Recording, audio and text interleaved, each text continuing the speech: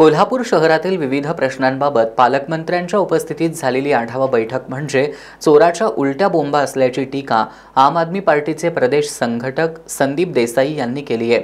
शहरात 100 कोटींचे रस्ते प्रकल्प सुरू असताना त्यातील टक्केवारी, व्यवहार, दर्जाहीन कामं आणि ठेकेदारांच्या संगनमतावर संशय व्यक्त करत तुमचा आणि तुमच्या कारभाऱ्यांचा हस्तक्षेप थांबवला तरच महापालिका सुरळीत चालेल असं देखील देसाई यांनी म्हटलंय।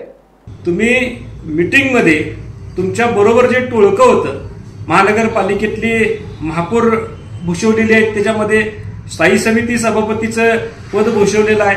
वेगवेगळ्या पद्धतीनं महानगरपालिकेचे कारभारी म्हणून त्यांना ओळखलं जाते। यांनी खरं तर या टोळक्यानं या कोल्हापूर महानगरपालिकेचा घात केलेला आहे। कुठलाही कॉन्ट्रॅक्टर, कुठलाही कंत्राटदार किंवा कुठलाही टेंडर द्यायचं असेल तर या अधिकाऱ्यांच्या वर प्रेशर केलं जातं। एखादं टेंडर बदलायचं असेल तर फोन केला जातो।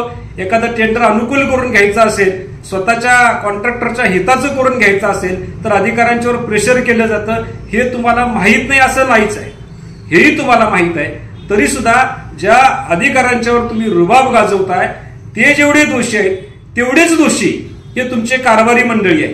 हे मनमानी करणारी जी काही तुमची कारभारी मंडळी आहे आणि यांच्यावर तुम्ही कंट्रोल ठेवायला पाहिजे। यांना जसं अधिकाऱ्यांना निलंबित करण्याच्या तुम्ही गोष्टी करता, अधिकाऱ्यांना निलंबन करायला पाहिजे अशा पद्धतीचं तुम्ही ठाम म्हणता, तशाच पद्धतीनं ही जे काही कारभारांचं टोळकं आहे महानगरपालिकेमध्ये, त्या कामावर अतिक्रमण केलेलं या कारभारांचं टोळकं आहे, याला तुम्ही कसं थांबवणार आहे? 100% टक्केवारीच्या विरोधात आंदोलन, त्या टक्केवारीच्या बद्दल कुठेही तुम्ही चौकशी करताना दिसत नाही।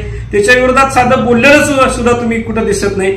कॉन्ट्रॅक्ट बेसिसवर जे कामगार घेतले जातात त्यांच्या भ्रष्टाचाराच्या विरोधात कोण काय बोलताना दिसून येत नाही। म्हणजे फक्त या निवडणुका डोळ्यासमोर ठेवून अधिकाऱ्यांच्यावर रुबाब गाजवून आम्ही काहीतरी करायचा प्रयत्न करतोय हे जे दाखवण्याचं तुम्ही काम करताय, अधिकाऱ्यांच्यावर गुरगुरून जे लोकांच्या मध्ये तुम्ही दाखवायचा प्रयत्न करताय, आम्ही फार कृतिशील आहोत, हे 100% चुकीचं आहे। आणि जर खरोखर तुम्हाला महानगरपालिकेमध्ये बदल करायचा असेल, या महानगरपालिकेतलं कामकाज सुरळीत करायचं असेल तर तुमच्यापासून बदलाला सुरुवात करावी लागेल। तुमच्या या कारभारांच्या टोळक्याला, ज्याला तुम्ही समवेत घेऊन महानगरपालिकेत बसला होता, यांच्यामध्ये बदल करायची गरज आहे। ते तुम्हाला करून दाखवावं लागेल आणि तरच या कोल्हापूरला पटेल की तुम्हाला कुठेतरी बदल करायचा आहे। मला अत्यंत विनम्रतेनं तुम्हाला आवाहन करायचं आहे, जोपर्यंत या टक्केवारीचा मुद्दा, जोपर्यंत दर्जाहीन कामाचा मुद्दा, जोपर्यंत एखादं कॉन्ट्रॅक्ट कुणाला मिळालं पाहिजे, कुणाला नाही मिळालं पाहिजे, याच्याबद्दलचे फोनाफोनीचे मुद्दे हे जोपर्यंत संपत नाही तोपर्यंत अधिकार स्वतःचं काम व्यवस्थित करणार नाही।